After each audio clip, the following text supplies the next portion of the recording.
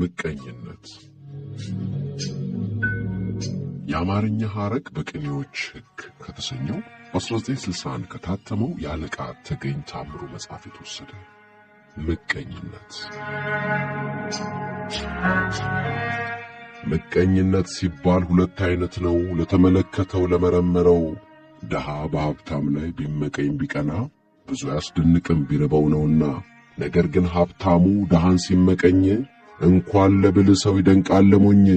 ይህን ያተትኩበት ለሚያመዛዝነው የሁለቱን ሰዎች ታሪክ ለመጻፍ ነው። ሀብታምና ደሃ ጎረቤት ነበሩ። በየተፈጥሯቸው ብዙ ቀን ሲኖሩ ሰፊ ማሳ ባለጸጋው ሰው አሳርሶ ዘራ፣ ጊዜም ተመቸው። ደሃውም እንዳቅሙ ለእርሻ ተዘጋጀ። ባለው አንድ በሬ እየተቀናጀ ያለችውን ማሳ አርሶና አለስልሶ ሚስቱን ዘር ጠየቀ ቤት ተመልሶ።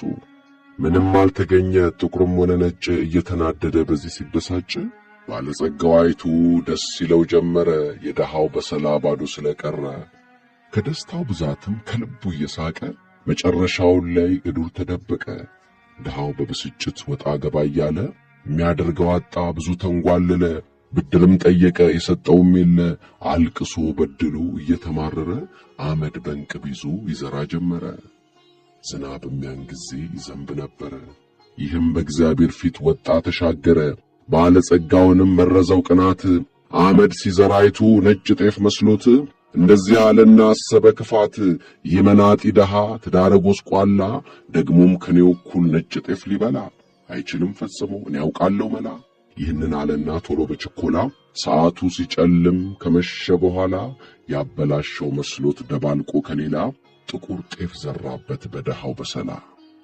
አበድረኝ ቢለው የማይሰጠውን ለክፋት ጎዳና ዘራለት ዘሩን። ደሃው ግን ቤቱ ጥቂት ቀን ሲያዝን ሄዶ ቢጎበኘው ያንን እርሻውን በቀለና አገኘው አምሮ ቡቃያው። እጅግ ተገረመ ትርጉሙ ጠፋው። ወዲያው እንዲህ አለ ደስ እያለው፣ ያን ጊዜ እንደ ቆጨኝ አመዱን ብዘራ ድካሜን ቆጥሮልኝ ሆነው ባዝመራ ብሎ ሲፈነድቅ ብቻውን ሲያወራ ለሚስቱም ነገራት የእግዚአብሔርን ሥራ። መልካሙም አዝመራ እንደገና ፈራ። የመኸሩም ወራት ሲደርስ ጊዜው አጭዶ ወቅቷ ገባ ወደ ጎተራው። ሀብታሙም ሰውዬ ያበላሸው መስሎት ይፈነድቅ ነበር ተንኮሉ ደስ ብሎት። ስሙ ልንገራችሁ ወንድሞቼ ሆይ፣ ሀብታም ሆነ ድሃ በዚህ ዓለም ላይ ከእግዚአብሔር ነው እንጂ የሚገኝ ሲሳይ፣ በመብቱ በእውቀቱ በተንኮል ነው ወይ? የሰዎችን ታሪክ እነሆ ሰምተናል። ከዚህ አይነት ክፋት መራቅ ይገባናል። ብልጠት ከሄሮዶተስ ሁለተኛ መጽሐፍ። ከጥንታዊ ዘመን ከታሪኮች ቅርስ የብልጠትን ዜና እዚህ እናስታውስ። ራም ሲነጥሱ የኬሜት ንጉሥ ብር አከማቸና ሀብት ግብስብስ። ከገንዘቡ ብዛት በስስት መንፈስ አንዱ እንዳይጎድልበት ከሌባ ሊያድን ሊያሰራ ፈለገ ጥብቅ መጋዘን። ገንቢ ተቀጠረ አንድ ብልህ ሰው ሕንፃውን አንጾ እንዲያስረክበው። ድንጋይ ተዘጋጀ ሥራው ተወጠነ ከቤተ መንግሥቱ እየተዋሰነ። ግንቡም ተገነባ ሥራው መልካም ሆነ።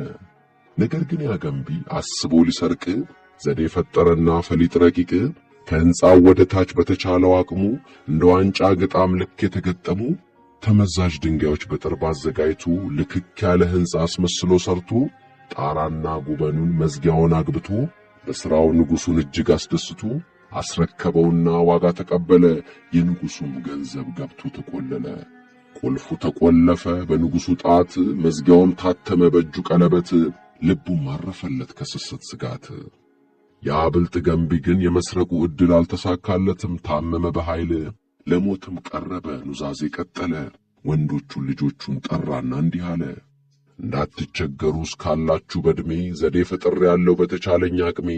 የንጉሥ መጋዘን ስሰራ አስቀድሜ ተመዛዥ ድንጋዮች በልክ ገጥሜ አዘጋጅቻለሁ። መርምሩና ጎብኙ። በሌሊት ሄዳችሁ ይህን ስታገኙ ያለ ብዙ ችግር መዘዝ አድርጋችሁ እንደ መስኮት ሆኖ ሲከፈትላችሁ ሁለታችሁ ሳይሆን አንዳችሁ ገብታችሁ በቻላችሁ መጠን ከብሩ ዘርፋችሁ መልስ ስታድርጉ ሳትሽቀዳደሙ በየጊዜው ሁሉ እንድትደጋግሙ እነዚያን ድንጋዮች ወደዚያው ግጠሙ። ለሁለት ልጆቹ ይህንን ኑዛዜ ተናግሮ ሲጨርስ ደረሰበት ጊዜ ሞተና ቀበሩት በብዙ ትካዜ። ቀኑም ተረማምዶ ብዙ ቀን ሲሆን የአባታቸውን ቃል አስታውሰው ሁሉን ወደ መጋዘኑ በሌሊት ሲቃኙ ግጥሞቹን ድንጋዮች ፈለጉና አገኙ። ያላንዳች መቸገር ቶሎ ተመዘዙ። ገቡና ዘረፉ፣ በሸክማቸው ያዙ። ድንጋዮቹን ገጥመው ወደ ቤት ተጓዙ። በዚህ አይነት ዘዴ መዝረፍ ስላበዙ ንብረታቸው በዛ ከመጠን አለፈ። ነገር ግን ንጉሡ ልቡም አላረፈ። ቁልፉን ከፈተና ገንዘቡን ጎበኘ። ብሩ በስታንዱ ገን ተዘርፎ ተገኘ። በምን አይነት ዘዴ እንደተሰረቀ ንጉሡ ከልቡ ብዙ ተጨነቀ። ማኅተሙም ቁልፉም አልተነካም አንዱ። ምን አይነት ሌባ ነው በስውር መውሰዱ አለና ታገሰ እስኪገለጥ ጉዱ። ይደጋገም ጀመር እንደተለመደ። ንጉሡም ገረመው በጣም ተናደደ። በዚያ መጋዘን ውስጥ ወጥመድ አጠመደ። ዘጋና ሲጠብቅ ቀኑም ተራመደ። እንደ ልማዳቸው ሌቦቹ ሊሰርቁ ወደዚያ ግምጃ ቤት በሌሊት ዘለቁ። አንዱም ድንጋዮቹን በፍጥነት መዘዘ። ገብቶ ሊሰርቅ ሲል በወጥመድ ተያዘ። ወጥመዱም የማይለቅ መሆኑን ተረድቶ እንዲህ ይለው ጀመር ወንድሙን ተጣርቶ፣ የማምለጤ ተስፋ ከንቱ ነው አሁን፣ ለቤታችን ሁሉ መዘዝ እንዳልሆነ። መልኬ እንዳይታወቅ ቁረጥ አንገቴን፣ ጭንቅላቴን ውሰድ በቶሎ ፍጠን።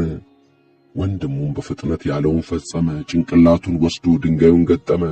ወደ ቤቱ ሄደ፣ ለእናቱ ነገረ። ያንንም ጭንቅላት አልቅሶ ቀበረ። ንጉሡም አስቦ በፈጠረው አቅድ ከፈተና ቢያየው የሆነውን ጉድ፣ በዚያ ባዘጋጀው ኃይለኛ ወጥመድ ተያዘና አገኘው ሌባውን ግድ። ቢመለከተው ግን ራስ የሌለው ነው፣ መላቅጡ ጠፋው ታሪኩ የሆነው።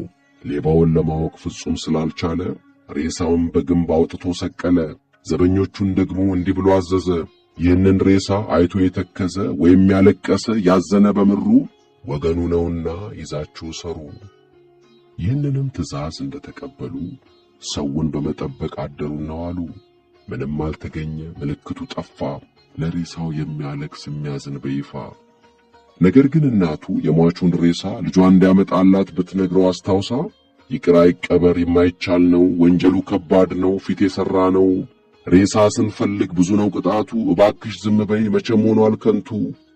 ይህንን ቢመክራት ጭራሹኑ ብሳ፣ ካላመጣህልኝ የልጄን ሬሳ ሄጄ ለንጉሡ መንገሬ ነው ብላ ስላስፈራራችው ቶሎ በችኮላ ይሁን እሺ ብሎ አንድ ዘዴ አሰበ። አህዮቹን ሊጭን እደጅ ሰበሰበ። በአቆማዳዎቹ የወይን ጠጅ ጫነ።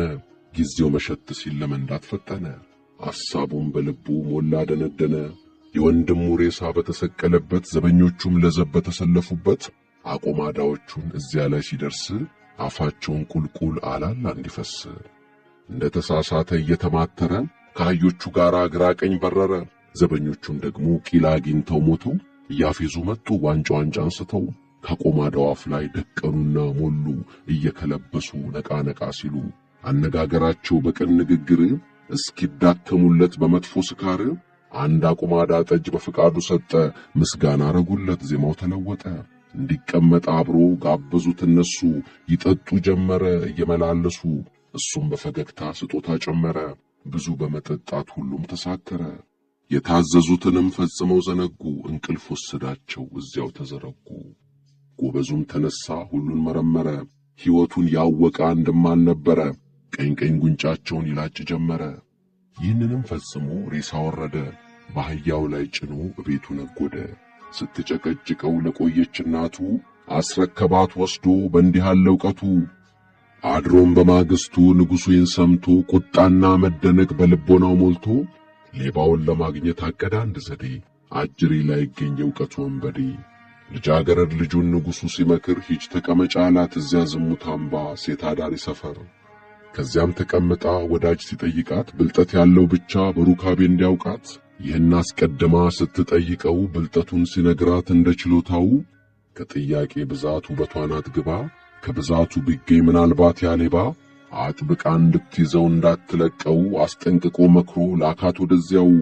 እንደተባለችው እዚያው ተሰማርታ ጥያቄ ጀመረች ወንዶቹን በተርታ። ያም ክፉ ጠማማ ይህን ወሬ ሰምቶ ሊያሞኛት ፈለገ በዘዴ አሳስቶ። ከትኩሱ ሬሳ ከትከሻው ላይ አንድ እጁን ቆረጠ ለተንኮል ጉዳይ። ያንን የእጅ ቁራጭ የካባ ውስጥ አርጎ ጉንጽፍጽፍ አለና ተንኮሉን ሸሽጎ ከዝሙቱ ሰፈር እዚያች ልጅ ቤት ገብቶ ጊዜው ምሽት ነበር ተንቀባሮ ኮርቶ ፍላጎት እንዳለው ጠየቃት ዝሙት። እሷም ጠየቀችው ጥበብና ዕውቀት ከፍተኛ ብልጠት ካልኖረው በቀር ማንም ከኔ ጋራ ዝሙት አይሞክር። እሱም ጉዱን ሁሉ ያወራት ጀመረ። ነገሩን አንድ ባንድ እየዘረዘረ የአባቷን መጋዘን ሰርቆ እንደነጎደ፣ የወንድሙን ራስ ቆርጦ እንደወሰደ፣ ዘበኞቹን ደግሞ አስክሮ እንደጣለ፣ ሬሳውን ጭኖ ጉዞ እንደቀጠለ ሁሉንም ነገራት። የቀረውም የለ። እሷም ይህን ጊዜ በራሷ ተደንቃ ወደሱ ተጠጋች ልትይዘው አጥብቃ። እሱም አወቀና ተንኮሏን በቶሎ ያን ቆራጣውን እጅ እንድትይዘው ብሎ ወደሷ ዘረጋው ሕያው አስመስሎ። አጥብቃ ብትይዘው ጥሎላት በረረ። መልኩን እንዳትለየው ጨለማ ነበረ። ይዤዋለሁ መስሏት ያንን ክፉ ሌባ ለንጉሥ አባቷ ምርኮ ልታገባ ያንን አንከርፍፋ የበለጠ ጉድ እሷ ከናባቷ ለፈጠሩት አግድ ብላሽ አስቀራቸው በተንኮል መንገድ። ይህንን ቢሰማ ንጉሡ ተደንቆ የሆነውን ሁሉ ከልጁ ጠይቆ አዋጅ አስነገረ በሕዝብ መሃል ሐሰት እንዳይመስል በእውነተኛ ቃል። ይኸው ብልህ ሌባ ሳያወላውል ፈቅዶ ቢቀርብልኝ በራሱ በኩል ሙሉ ምሕረት ብቻ አይበቃውም ለሱ የክብር ስጦታ ለልብሱ ለጉርሱ እሸልመዋለሁ በተሟላ ክብር። ይህን አዋጅ ሰምቶ ያብልጥ ደፋር እቀጣለሁ ብሎ ሳይጠራጠር ወደ ንጉሡ ፊት ቀረበና ቆመ። ያን ሁሉ ምልክት ተናግሮ ፈጸመ። ንጉሡም አየና እየተገረመ ታላቂቱን ልጁን ሚስት እንድትሆነው ከታላቅ ሹመት ጋር አክብሮ ሰጠው። ደግሞም እንዲህ አለ ለሕዝቡ በሙሉ ዕውቀትና ጥበብ ለካም ዘር በሙሉ ተፈጥሮ ነበረ በጠባይ ባመሉ። ነገር ግን በሥራው እንደተገለጠ በጥበብ እርምጃ ይጎበዝ በለጠ። ለማስተዳደርም ችሎታ አለውና